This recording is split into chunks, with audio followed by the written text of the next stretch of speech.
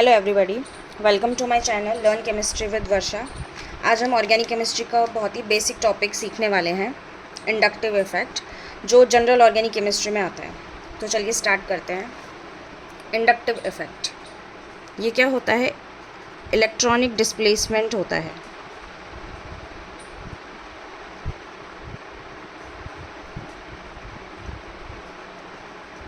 Electronic displacement मतलब electrons का displacement. और ये कौन से इलेक्ट्रॉन्स होते हैं? Sigma electrons. तो इसमें अगर हम इसकी डेफिनेशन की बात करें तो इसकी डेफिनेशन क्या है? The permanent displacement of sigma electrons of carbon carbon bond along the carbon chain when an atom or group of atoms having different electronegativity than the carbon atom is attached with this chain is called inductive effect। तो definition क्या कह रही है? जैसे कि हम एक carbon chain लेते हैं, जैसे 5 कार्बन की चेन ले ली, और ये Z जो है ये हेट्रो एटम है। ये कुछ भी हो सकता है, जैसे हेलोजन हो सकता है या फिर ऑक्सीजन फैमिली का कोई ऑक्सीजन, सल्फ़र, ऐसे कुछ भी हो सकता है। तो ये कार्बन से ज़्यादा इलेक्ट्रोनेगेटिव भी हो सकता है और कम भी हो सकता है।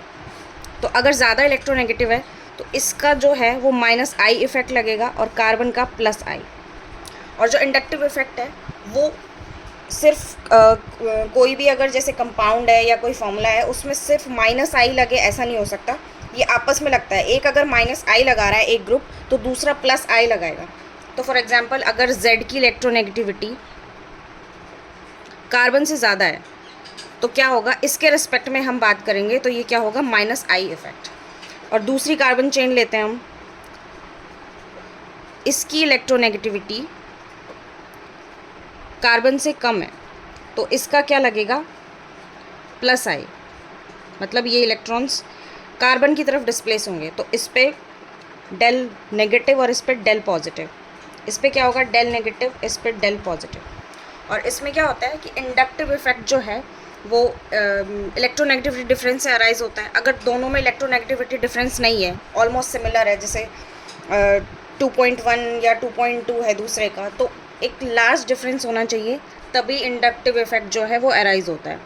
तो उसके बाद क्या होता है? ये डिस्टेंस डिपेंडेंट इलेक्ट्रॉनिक फैक्टर है। डिस्टेंस डिपेंडेंट कैसे है? कि जैसे जैसे जो हेट्रो एटम है, जैसे Z है, either it may be more electronegative than carbon or it may be less electronegative than carbon. तो इसमें जो डिस्टेंस है, जैसे जैसे इस हेट्रो एटम से डिस्टेंस बढ़ेगा वैसे वैसे इंडक्टिव इफ़ेक्ट जो है, इंडक्टिव इफ़ेक्ट +I हो या -I हो, वो डिक्रीज़ होगा।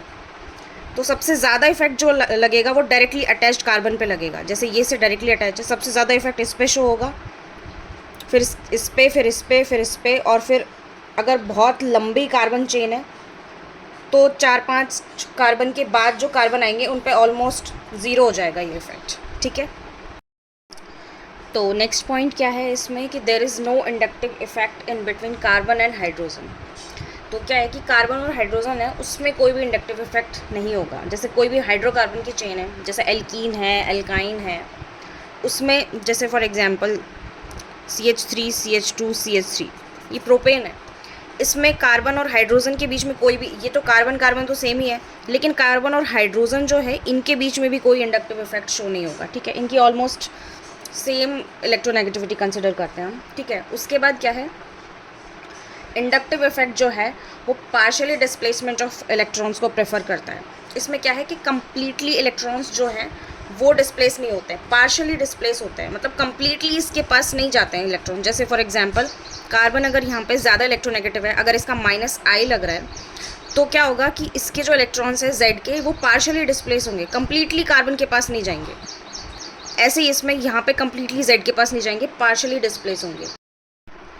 ठीक है। तो नेक्स्ट पॉइंट क्या है? Since inductive effect depends upon difference in electronegativity, so inductive effect depends upon all those factors eight which electronegativity depends.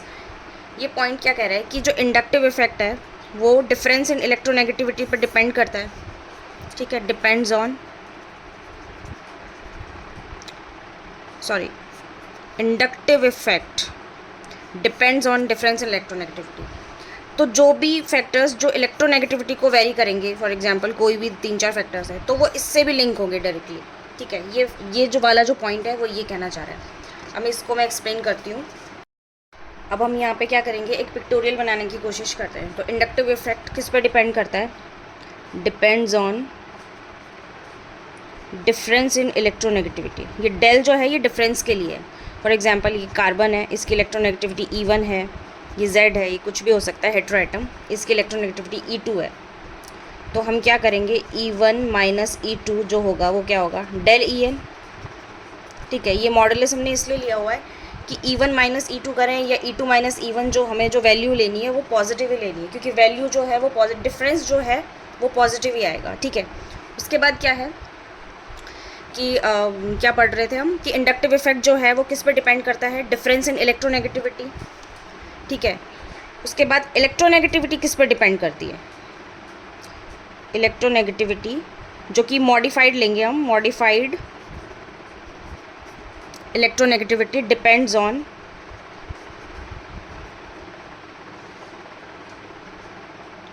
Nature of element,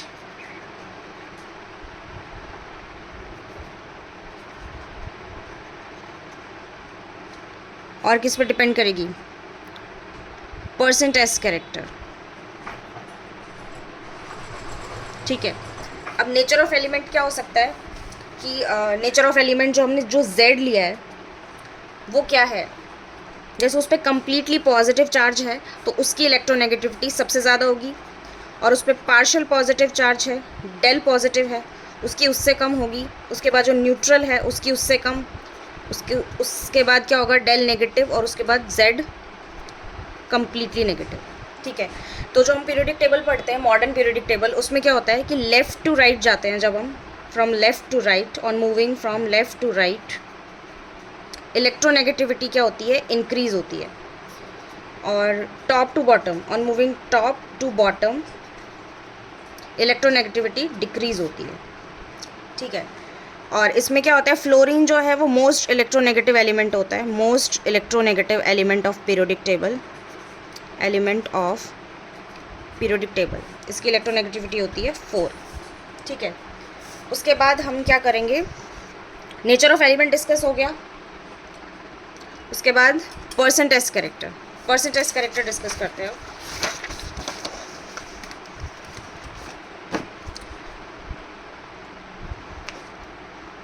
percent S character, percent S character में क्या होता है, percent S character first होता है इसमें hybridisation.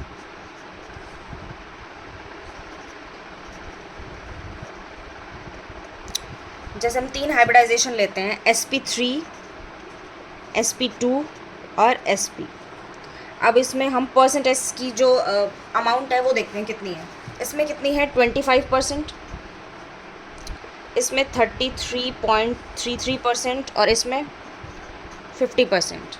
ठीक है, तो हम लेफ़्ट टू राइट अगर मूव करेंगे, ये परसेंटेज कैसे निकालते हैं, ये केमिकल बॉन्डिंग का पार्ट है। ठीक है, तो उसमें एक मेथड होता है उसको फाइंड आउट करने का कि परसेंटेज P कितना है इसमें, sp2 में, sp में कितना है। ठीक है, तो लेफ़्ट टू राइट हम मूव करेंगे तो परसेंटेज कैरेक्टर इंक्रीज़ हो रहा है, 25 से 33.33 हो रहा है, उसके बाद 50% हो रहा है। तो परसेंटेज कैरेक्टर इंक्रीज़ होगा तो इलेक्ट्रोनेगेटिविटी भी इंक्रीज़ होगी, मतलब electronegativity is directly proportional two percent S. उसके बाद नेक्स्ट क्या है, बॉन्ड एंगल। बॉन्ड एंगल जो है, bond angle is directly proportional two percent S character. जैसे हम इसमें क्या एग्जांपल ले सकते हैं, जैसे कोई भी मॉलिक्यूल है उसकी हाइब्रिडाइजेशन क्या है, sp, किसी की sp2 है, sp3 है, तो इसमें 50% एस है, और इसका बॉन्ड एंगल क्या है, 180 डिग्री। इसका बॉन्ड एंगल क्या है, 120 डिग्री। sp3 का क्या है, 109 डिग्री 28 मिनट। टेट्राहेड्रल ज्योमेट्री है ना, ये लीनियर है, ये ट्रायंगल प्लेनर है, और ये टेट्राहेड्रल है। तो जैसे जैसे परसेंट एस कैरेक्टर, जब हम टॉप टू बॉटम जा रहे हैं तो परसेंट एस कैरेक्टर जो है वो डिक्रीज़ हो रहा है, तो बॉन्ड एंगल भी डिक्रीज़ हो रहा है। तो बॉन्ड एंगल और परसेंट एस कैरेक्टर एक दूसरे के डायरेक्टली प्रोपोर्शनल है। उसके बाद क्या है, ring size. Percent S character जो है वो किस किस किस पर डिपेंड करता है, हाइब्रिडाइजेशन, बॉन्ड एंगल और नेक्स्ट क्या है, रिंग साइज। रिंग साइज क्या है, smaller rings are more electronegative than larger ones. Smaller rings का मतलब क्या है कि जो कम मेंबर्ड की रिंग है, जैसे फॉर एग्जांपल ये 3 मेंबर्ड रिंग है, 3 कार्बन है इसमें, ये 4 मेंबर्ड रिंग है, ये 5 मेंबर्ड रिंग है, ये 6 मेंबर्ड रिंग है। इसमें क्या है कि जो इलेक्ट्रोनेगेटिविटी ऑर्डर जो है सबसे ज़्यादा कौन सा होगा, 3 मेंबर्ड वाला साइक्लोप्रोपेन, उसके बाद साइक्लोब्यूटेन, साइक्लोपेंटेन, साइक्लोहेक्सेन। ठीक है, नेक्स्ट क्या है, ऑक्सीडेशन स्टेट। तो जितना ज़्यादा ऑक्सीडेशन स्टेट होगा उतना ही ज़्यादा परसेंटेज कैरेक्टर होगा उसमें, और उतना ही ज़्यादा क्या होगा, इलेक्ट्रोनेगेटिविटी। और इलेक्ट्रोनेगेटिविटी अगर ज़्यादा होगी तो इंडक्टिव इफेक्ट भी उसका सबसे ज़्यादा होगा। तो एक बार शॉर्ट में हम ये जो पिक्टोरियल है इसको एक बार ब्रीफ में बना के देखते हैं। इंडक्टिव इफेक्ट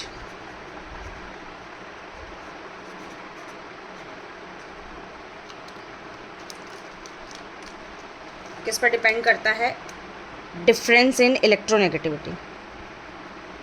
ठीक है, और इलेक्ट्रोनेगेटिविटी जो है ये क्या है, मॉडिफाइड। ये किस पर डिपेंड करती है, नेचर ऑफ एलिमेंट।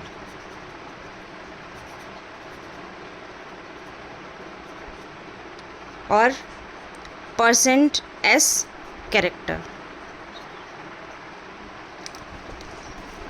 अब परसेंट एस कैरेक्टर जो है वो किस पर डिपेंड करता है, फर्दर किस पर डिपेंड करता है, हाइब्रिडाइजेशन, बॉन्ड एंगल, और किस पर डिपेंड करता है, ऑक्सीडेशन स्टेट, और किस पर डिपेंड करता है, रिंग साइज। अब नेक्स्ट की पॉइंट क्या है, inductive effect is respective in nature. Respective in nature का क्या मतलब है कि एक दूसरे के रेस्पेक्ट में लगता है, मतलब सिंगल माइनस आई नहीं लग सकता किसी भी कंपाउंड में, और किसी में भी प्लस आई नहीं लग सकता, एक दूसरे के रिस्पेक्ट में लगेगा। अगर एक ग्रुप का माइनस आई लग रहा है तो दूसरे का प्लस आई लगेगा। फॉर एग्जांपल टॉल्यूइन ले लेते हैं हम, बेंजीन पे CH3 ग्रुप लगा हुआ है। सेकेंड एग्जांपल है C triple bond CH। Third example, ये 3 एग्जाम्पल आप एक बार खुद से ट्राई करो। तो फर्स्ट एग्जाम्पल लेते हैं हम। फर्स्ट एग्जाम्पल इसका सॉल्यूशन करते हैं, टॉल्यूइन। इसमें क्या है कि वैसे तो ये क्या दिखाई दे रहा है कि यहाँ भी कार्बन है और यहाँ भी कार्बन है, तो ऐसा लग रहा है कि ये यहाँ पे इंडक्टिव इफेक्ट नहीं लगेगा। लेकिन यहाँ पे क्या है, कार्बन की हाइब्रिडाइजेशन चेंज हो रही है। ये कार्बन अलग हाइब्रिडाइजेशन का है, ये अलग का है। CH3 ये क्या है, sp3, और ये sp2। अब इनकी हाइब्रिडाइजेशन कैसे फाइंड आउट करते हैं, ये भी केमिकल बॉन्डिंग का पार्ट है। तो अब हम इसमें डायरेक्ट लिख देते हैं कि ये sp3 है, ये sp2 है। तो इसमें क्या है, जो हमने एक ऑर्डर पढ़ा था sp, sp2, sp3, तो इसमें इलेक्ट्रोनेगेटिविटी का ऑर्डर क्या होगा, sp सबसे ज़्यादा इलेक्ट्रोनेगेटिव, उसके बाद sp2, उसके बाद sp3।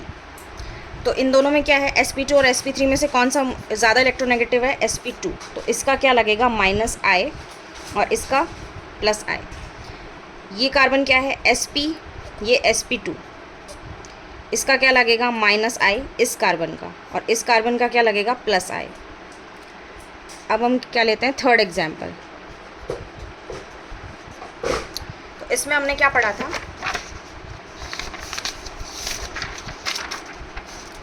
मॉडिफाइड इलेक्ट्रोनेगेटिविटी में जो परसेंट एस कैरेक्टर वाला जो पार्ट था उसमें किस किस पर डिपेंड करा था, hybridisation, bond angle, oxidation state और रिंग साइज। रिंग साइज में हमने क्या पढ़ा था कि जो स्मॉलर रिंग्स होती हैं वो मोर इलेक्ट्रोनेगेटिव होती हैं। तो स्मॉलर इसमें कौन, ये 3 मेंबर्ड रिंग है, ये 4 मेंबर्ड रिंग है।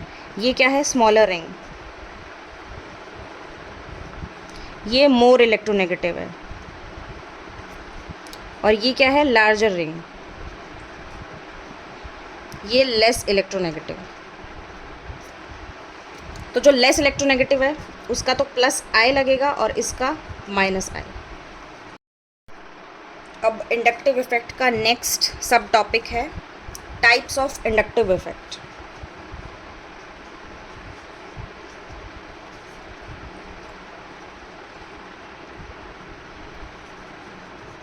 Types of inductive effect. तो ये स्टार्टिंग में डिस्कस कर लिया हमने कि इंडक्टिव इफेक्ट जो है वो दो टाइप के होते हैं, प्लस आई और माइनस आई। प्लस आई और माइनस आई, ठीक है। प्लस आई इफेक्ट क्या होता है कि जो वैसे तो स्टार्टिंग में क्या बोला था कि जो इंडक्टिव इफेक्ट है वो अकेला नहीं लगता कभी भी, जैसे कहीं भी माइनस आई सिर्फ माइनस आई लग रहा है ऐसा नहीं होगा, ना ही कहीं ऐसा होगा कि सिर्फ प्लस आई लग रहा है। तो ये प्लस आई और माइनस आई किस बेसिस पे बोल रहे हैं हम, ये हेटेरोएटम के बेसिस पे बोल रहे हैं। फॉर एग्जांपल जैसे कार्बन चेन है, ये इसके रिस्पेक्ट में बोल रहे हैं हम, ये कार्बन चेन है, इसका मतलब ये है कि यहाँ पे जो इलेक्ट्रोनेगेटिविटी Z की है वो कार्बन से कम है। तो प्लस आई और माइनस आई हम हेटेरोएटम के रिस्पेक्ट में बोल रहे हैं, क्योंकि कार्बन चेन तो दोनों में कॉमन है, ये भी 5 कार्बन चेन है, ये भी sp3 हाइब्रिडाइज्ड है, ये भी sp3 हाइब्रिडाइज्ड है। तो डिफरेंस किस में है, Z में। ये जैसे ये Z है तो इसको हम Z' बोल देते हैं। तो यहाँ पे क्या है, ये Z है जो ये इसकी इलेक्ट्रोनेगेटिविटी कार्बन से कम है, तो इसका क्या लगेगा, प्लस आई। मतलब जो सिग्मा इलेक्ट्रॉन्स का डिस्प्लेसमेंट होगा वो कार्बन की तरफ होगा, और ये डिस्प्लेसमेंट जो है ये सिग्मा इलेक्ट्रॉन्स का होगा पहली चीज़। और दूसरी चीज़ क्या होगी, जो ये डिस्प्लेसमेंट है ये पार्शियल होगा, मतलब ये जो इलेक्ट्रॉन्स है Z के, जो लेस इलेक्ट्रोनेगेटिव एटम जो है, इसके जो इलेक्ट्रॉन्स है वो कम्प्लीटली कार्बन के पास नहीं जाएंगे, ये पार्शियली डिस्प्लेस होंगे, कम्प्लीटली डिस्प्लेस नहीं होंगे। ऐसे इसमें ये कार्बन के जो है ये Z की तरफ पार्शियली जाएंगे, ठीक है। यहाँ पे क्या है, इलेक्ट्रोनेगेटिविटी जो है Z की वो कार्बन से ज़्यादा है। उसके बाद नेक्स्ट क्या है कि जैसे डिस्टेंस जैसे जैसे हेटेरोएटम से कार्बन चेन का जो बढ़ेगा वैसे वैसे क्या होगा, इंडक्टिव इफेक्ट जो है उसकी इंटेंसिटी कम हो जाएगी, चाहे वो माइनस आई हो प्लस आई हो, क्योंकि डिस्टेंस तो दोनों में ही कम हो रहा है ना। तो इसमें क्या होगा, जैसे ये कार्बन ये C1 है, ये C2 है, ये C3 है, C4 C5 and so on, ऐसे ये C1 C2 C3 C4 C5। तो सबसे ज़्यादा जो इंडक्टिव इफेक्ट जो लगेगा वो C1 पे लगेगा, उसके बाद C2 पे, मतलब उसका जो Z का जो इफेक्ट है वो सबसे ज़्यादा कार्बन 1 पे दिखेगा, C1 पे, उसके बाद C2 पे, उसके बाद C3 पे, C4 एंड सो ऑन। तो either it may be plus I minus I, कोई भी इफेक्ट हो जाएगा, ठीक है। उसके बाद क्या है, हम इसका ऑर्डर देखते हैं, प्लस आई इफेक्ट जो है उसका ऑर्डर क्या होगा। सबसे ज़्यादा क्या होगा, CH2 माइनस, ये ऑर्डर याद करना है एज इट इज़। एग्ज़ाम में ऑर्डर भी आ सकता है कि कोई भी रैंडमली कोई भी ग्रुप्स उठा के दे देंगे और उसमें आपको ऑर्डर बताना होगा, डिक्रीजिंग ऑर्डर या increasing order of plus I effect. तो सबसे ज़्यादा क्या होगा, CH2 माइनस, उसके बाद NH माइनस, उसके बाद होगा O माइनस, उसके बाद COO नेगेटिव, उसके बाद टर्शरी हाइड्रोकार्बन जो है, उसके बाद सेकेंडरी, उसके बाद प्राइमरी, उसके बाद CH3 CH2 इथाइल, उसके बाद CT3 CD3, उसके बाद CH3, उसके बाद T D और H। तो ये प्लस आई इफेक्ट का ऑर्डर है, decreasing order of plus I effect. अब इसमें जो ये वाला जो पोर्शन है CT3 CD3 CH3, इसमें CT3 का सबसे ज़्यादा क्यों है, इसमें क्या होता है कि जो हैवियर आइसोटॉप है वो स्ट्रॉन्ग बॉन्ड बनाता है, मतलब जो हैवियर, इसमें सबसे ज़्यादा हैवी ये जो है ये हाइड्रोजन के आइसोटॉप्स है, ये हाइड्रोजन है, ये ड्यूटीरियम है, ये ट्राइटियम है, ठीक है।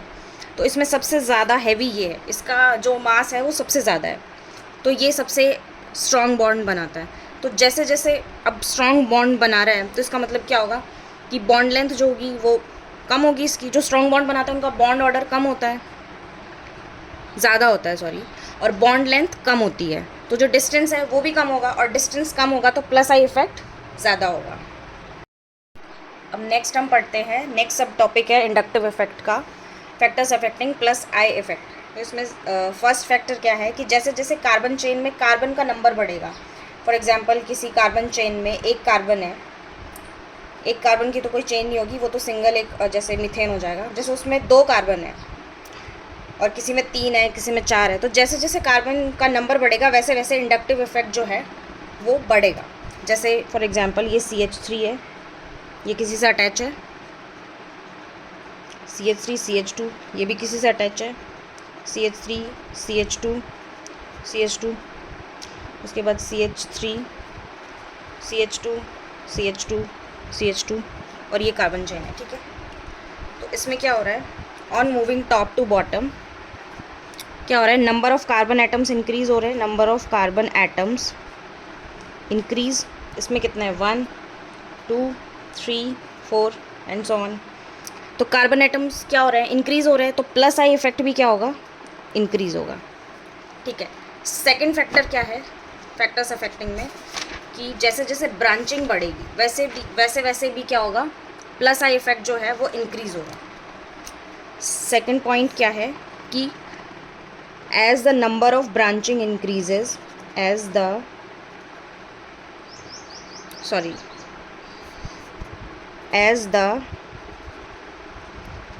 number of branching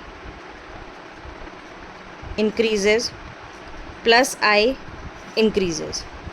ब्रांचिंग का मतलब क्या है, जैसे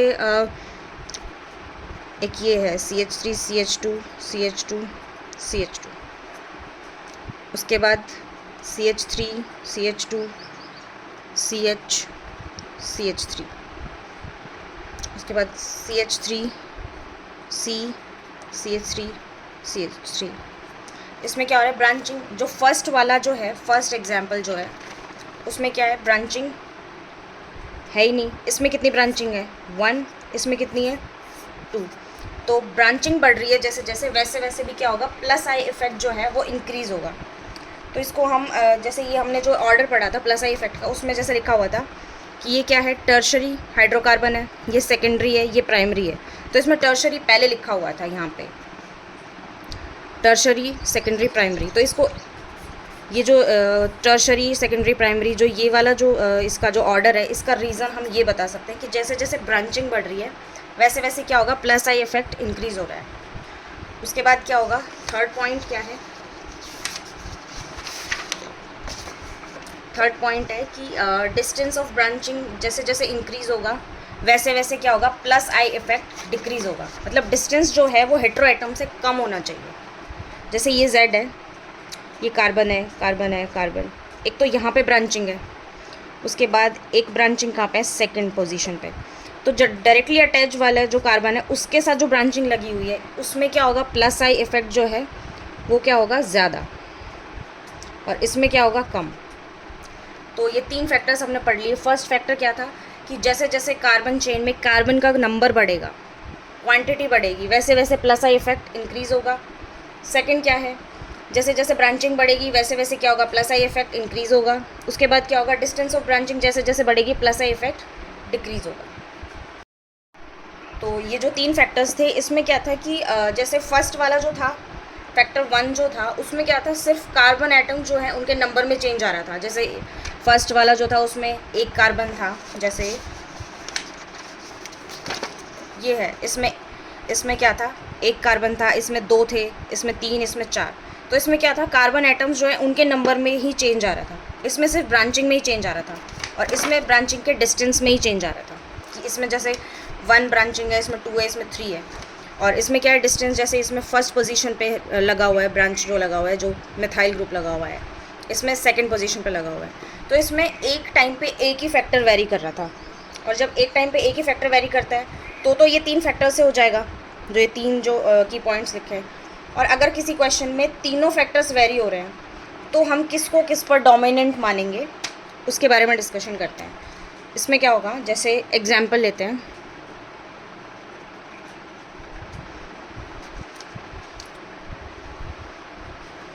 एग्जाम्पल है CH2 CH CH3 CH2 CH2 CH3 CH CH3 CH2 CH3 CH2 C CH3 CH3 CH3. Next is C CH3 CH3 CH3. इसके बाद CH2 CH2 CH CH3 CH3. तो ये क्वेश्चन क्या है, ये मिक्स्ड है. इसमें मतलब डिस्टेंस ऑफ ब्रांचिंग और नंबर ऑफ ब्रांचिंग और नंबर ऑफ कार्बन एटम्स, ये सभी सारे फैक्टर्स लग रहे हैं. तो हम कौन से फैक्टर को किसके ऊपर डोमिनेंट मानेंगे, उस पर है ये क्वेश्चन. ठीक है, तो इसमें क्या होगा, जो ट्रिक है वो क्या फॉलो होगी, जो डिस्टेंस है, डिस्टेंस ऑफ ब्रांचिंग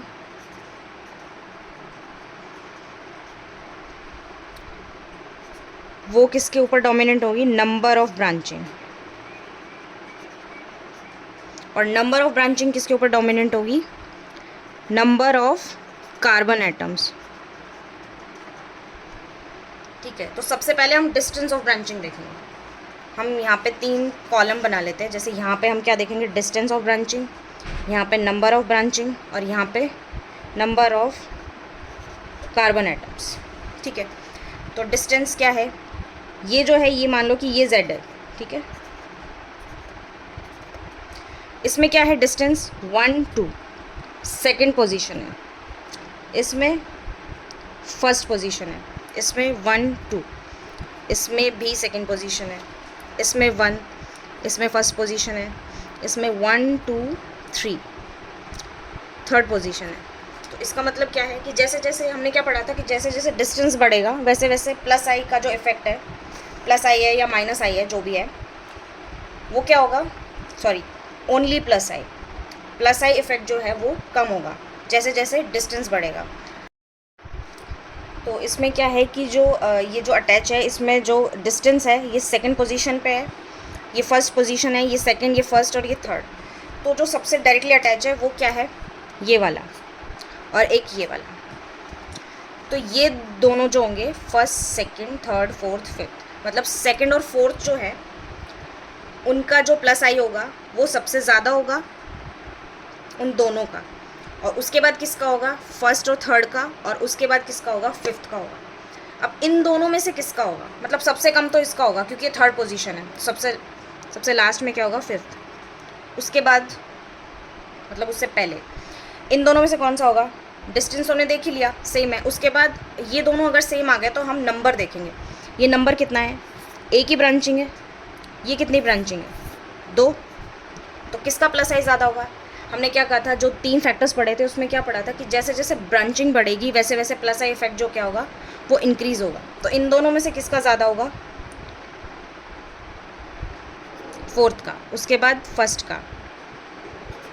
उसके बाद किसका होगा, फर्स्ट और थर्ड में से किसका ज़्यादा होगा. इसमें क्या नंबर है, 1 और इसमें क्या है, 2. तो इसमें किसका ज़्यादा होगा, थर्ड और उसके बाद फर्स्ट. तो ये ऑर्डर होगा. सॉरी, ये यहाँ पे 2 है. फोर्थ जो है ये फर्स्ट, ये सेकंड, थर्ड, फोर्थ, फिफ्थ, ये और ये वाला जो है इनका सबसे ज़्यादा है. और इन दोनों में जब हमने कंपैरिजन किया तो फोर्थ का ज़्यादा होगा और सेकंड का उससे कम होगा, फिर थर्ड, फिर फर्स्ट और उसके बाद फिफ्थ. तो ये था प्लस आई इफेक्ट. इसके बाद हम पढ़ेंगे माइनस आई इफेक्ट. तो next video I will upload soon. So thanks for watching and keep watching and keep learning. See you in the next video.